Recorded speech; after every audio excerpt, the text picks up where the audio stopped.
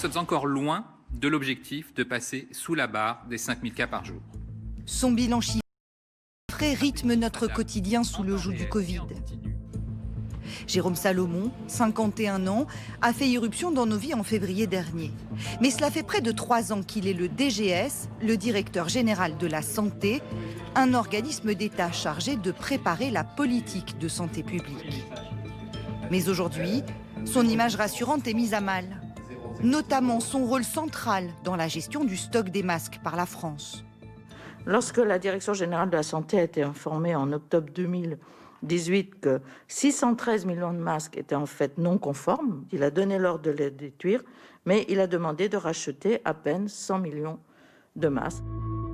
En début d'année, le stock n'est plus alors que de 117 millions de masques conservés dans ce hangar. À peine de quoi subvenir aux besoins de tous les soignants pour 5 jours. En 2018, ce rapport préconisait pourtant d'en avoir 10 fois plus. On est parti effectivement sur l'hypothèse qu'un jour, il y aurait une pandémie. Pour ce qui concerne les masques, on avait estimé un besoin. C'était grossièrement 1 milliard de masques de besoin pour la population générale dans le cadre d'une pandémie grippale, en évaluant l'infection de la population à peu près à 30%. Le DGS aurait alors essayé d'enterrer cette recommandation. On voit bien qu'il y a eu intervention directe du directeur général de la santé sur l'Agence nationale de santé publique. Le rapport a bien été modifié, nous en avons la preuve.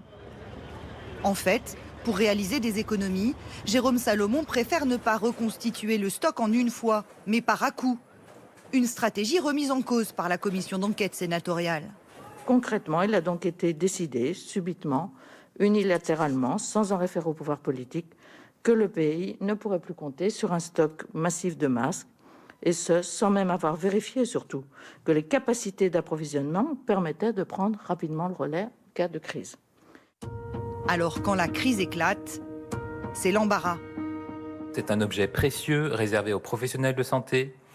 La distanciation sociale, le respect strict des gestes barrières sont les meilleures armes que nous avons pour freiner l'épidémie. Des propos qui prennent une toute autre dimension à la lumière des décisions prises des mois plus tôt par Jérôme Salomon. Agnès Buzyn demande quel est l'état des stocks de masques. Et c'est Santé publique France qui répond à la ministre le 24 janvier et qui, sans surprise, dit « Nous avons 99 millions de masques et 0 FFP2 ». Ce que je trouve troublant, c'est que pendant un mois, le directeur général de la santé, qui était au courant du stock, n'a pas agi.